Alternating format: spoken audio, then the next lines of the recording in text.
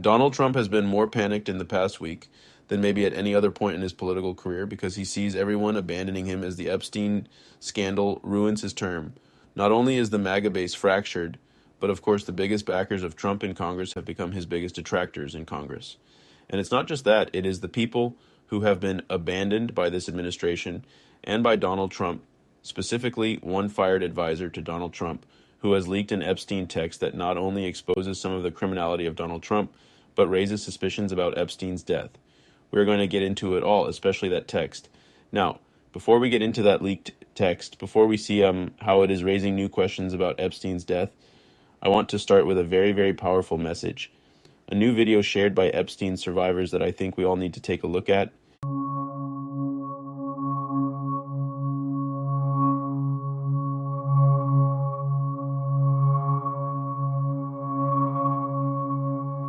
I suffered so much pain. So much pain. So much pain. I suffered so much pain. I was 14 years old. I was 16 years old. I was 16. 17. 14 years old. This is me. This was me. This is me. When I met Jeffrey Epstein. This is me when I met Jeffrey Epstein.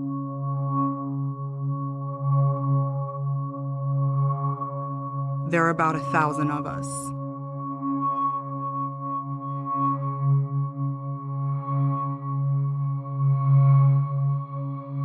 It's time to bring the secrets out of the shadows. It's time to shine a light into the darkness.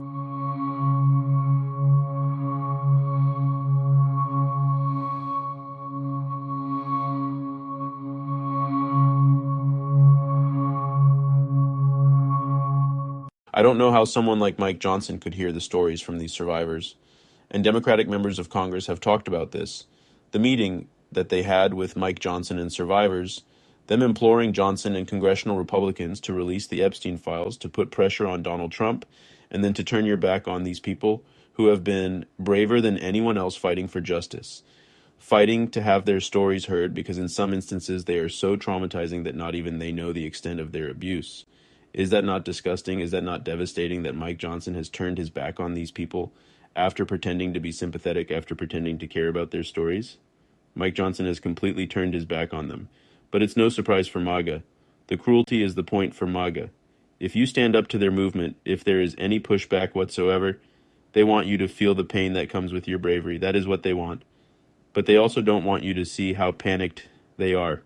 Unfortunately for Donald Trump, it's coming out very clearly, which is why when he was asked by a reporter about his Epstein scandal tonight and what Thomas Massie has been saying, he said this, and after we take a look at the video, I want to see what Trump posted just minutes later. It's important pretext, it's important context for the text we're going to look at.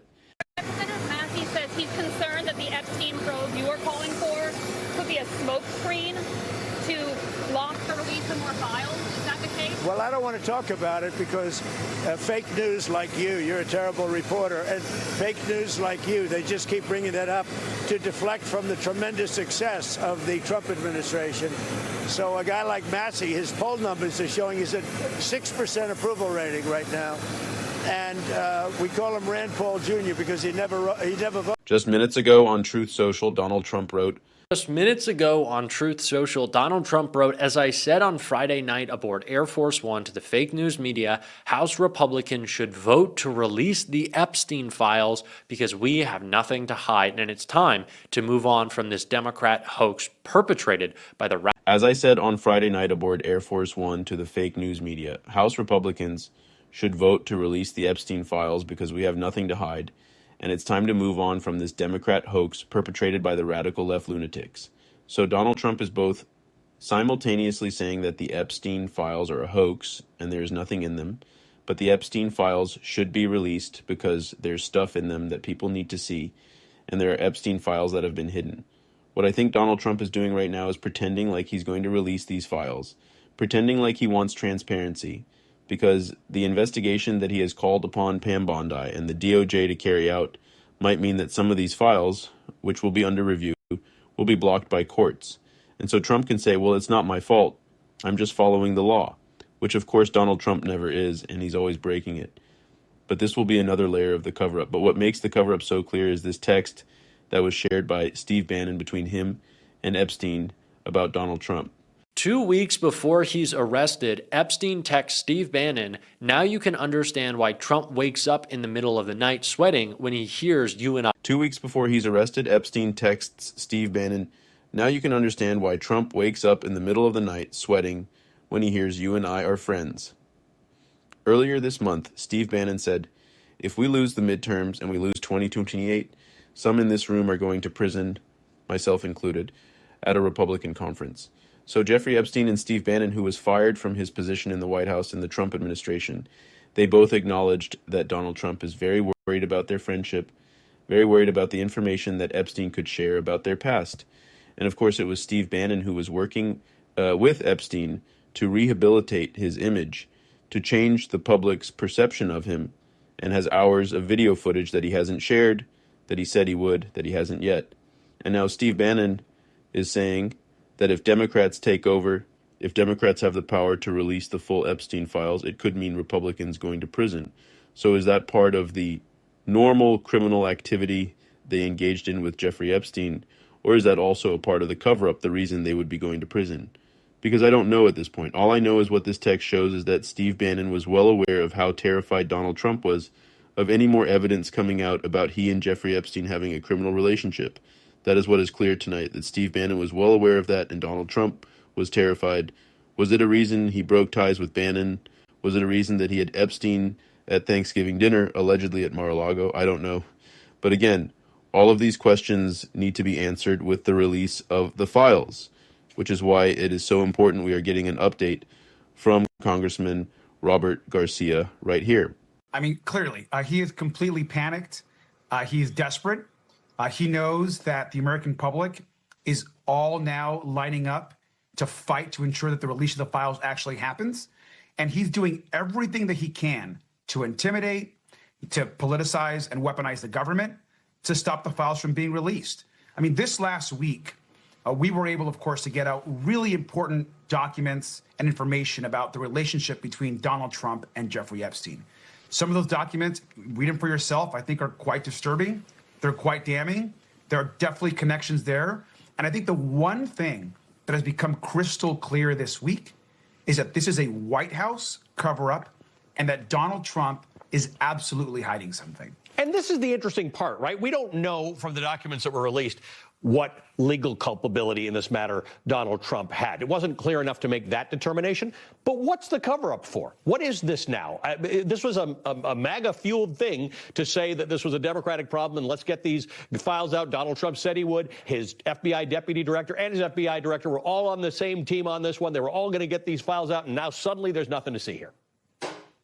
That's exactly right. You can't spend your entire campaign have your vice presidential nominee do the same, have the entire MAGAverse saying want to release the files, and then, as we remember, they tried to actually fake a release with a bunch of like far-right influencers that went nowhere. Then Donald Trump says, oh, wait, there's actually nothing there. This is over. The reality is this. We've been successful as Democrats to essentially fight to get these other documents released. They haven't come from the government. They've come from the Epstein estate because we've been successful in forcing some subpoena votes at the Oversight Committee. But now we know that what's in the DOJ dwarfs what we've already received from the estate.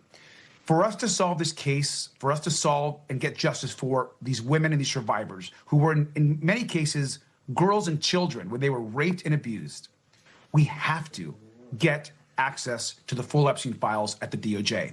They are under subpoena right now from our committee.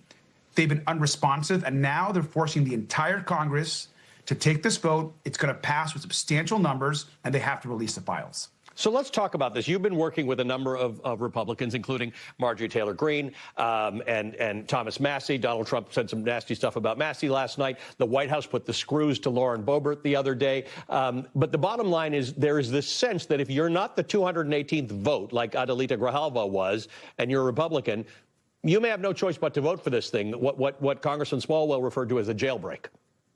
I think that's right. I mean, look, you've already seen in the last couple of days, there have been Republicans that have come out publicly and said, I'm going to vote for this. And this is on top of the handful that actually joined Thomas Massie. Yeah, like Don Bacon said that. Don Bacon, Kevin Kiley. I mean, you're hearing that. Yeah. I'm hearing that privately from other Republicans as well. So I do think we're going to have a significant group. Now, What kind of pressure is Donald Trump going to try to put on these members? What kind of operation will the White House try to implement? It was not successful last week. But to take a member to the Situation Room with the director of the FBI and the lead of the Department of Justice to try to intimidate them to release and remove their name from this effort is insane. I mean, that just does not happen. And so the question, again, I think is really clear. What's this all for? What the hell is being hid by the White House? Tell me how this works, by the way. This is called a discharge petition, which means it's not like a normal bill that has to go through party leadership and wait for vote. If a discharge petition passes in the House, Mike Johnson has no say in what happens next. But what does happen next? Is this a bill? Does it go to the Senate? Does it go to the president for signature? Can he choose not to say? What's the process?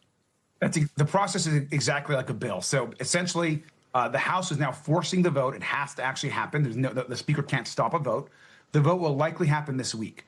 We expect a good number of Republicans to vote yes. That bill will then move on to the Senate, and the Senate will then take up this bill. It's important for us to get as many Republicans as possible